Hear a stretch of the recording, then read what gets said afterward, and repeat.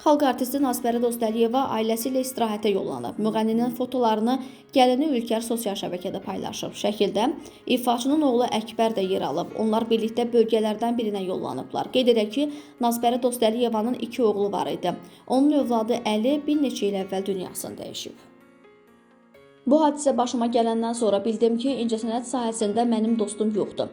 Onsuz da barmaqla sayılacaq qədər var idi. İndi demək olar ki, o da yoxdur. Çox adamlar üçün danışmışam.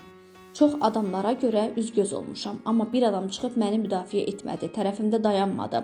Düzdür, bir-iki nəfər danışdı, yazdı, amma onunla nə olacaqdı ki? Bunu moderator açıqlamasında müğənni meyxanaçı Samirə Yusif qızı deyib. O daha sonra əlavə edib.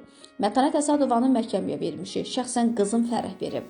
Nəvəm stres yaşayır, utandığından məktəbə getmir. Məktəbə gedən kimi danışırlar ki, anam belə deyir, elə deyirlər.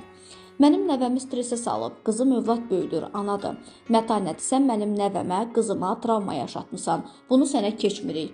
Qızım bölməyə müraciət edib, necə lazımdırsa ölçü götürüləcək. Bizə heç təzminat da lazım deyil, istəmirik də, sadəcə çıxıb efirdə etiraf etməli və deməlidir ki, səhv etmişəm. Müğənni bildirib ki, bundan sonra efirlərə çıxmaq niyyətində deyil.